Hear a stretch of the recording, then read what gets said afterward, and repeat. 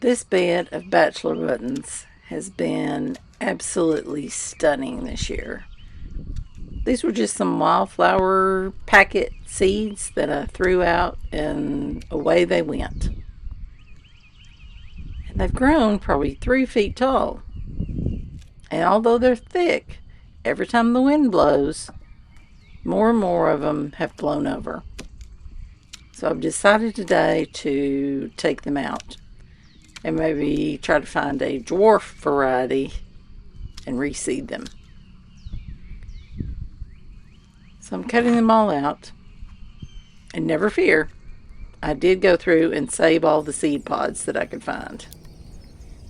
And I'll find a place where I can put them somewhere else where maybe I can trellis them or contain them or do something to help support them. If they're going to get this tall, they're definitely going to need some support. So we'll work on that another day. But for today, they're all coming out. And what we're left with in this bed is the teddy bear sunflowers, some echinacea. I added some poppy that I still had in the greenhouse and needed to be transplanted. There's plenty of marigolds. There's a few zinnias. There's cosmos. So lots of things that will take its place. I also added right there by the little trellis thing some St. John's wort that had sprouted in the greenhouse and was ready to be transplanted. Now, I'm not sure how it'll grow. I'm hoping it'll grow into kind of a bush, but don't know. I'm going to give it a try. And that is the wonderful thing about beds like this. You can plant them and see what happens. If it does great, fantastic. If you don't like it or you need to change it, it's not a big deal. Since I have started growing things in beds like this, I love to see what all I can grow.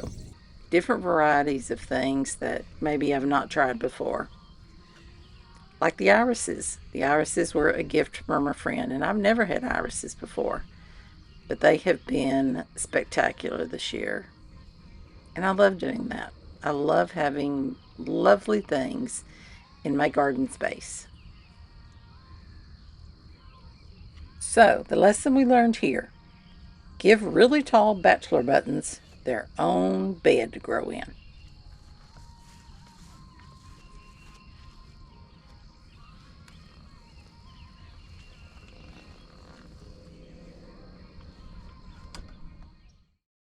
Now, the fun part of gardening: weeding. If only it went this fast. But it is necessary. Even with all the precautions, it is still necessary.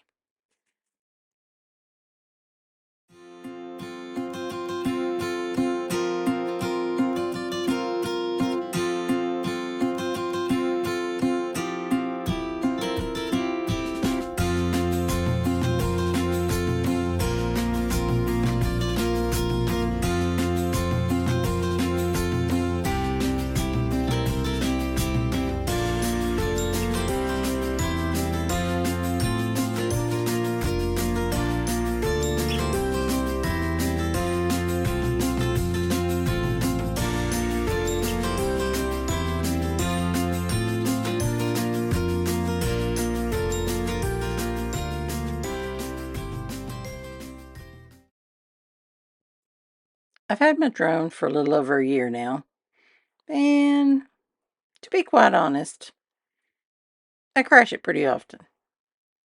But fortunately, it's pretty tough. So, here's the vision that I've had all winter: a beautiful seating area where I can enjoy lovely flowers, loofahs that are starting to grow up that trellis there by the pink and green chairs, and then a big garden with lots of tomatoes and peppers and wonderful things to eat. And I'm going to be creative. I'm going to go under the arch here. Hang on. Hang on. And coming in for a gentle landing. See you next time.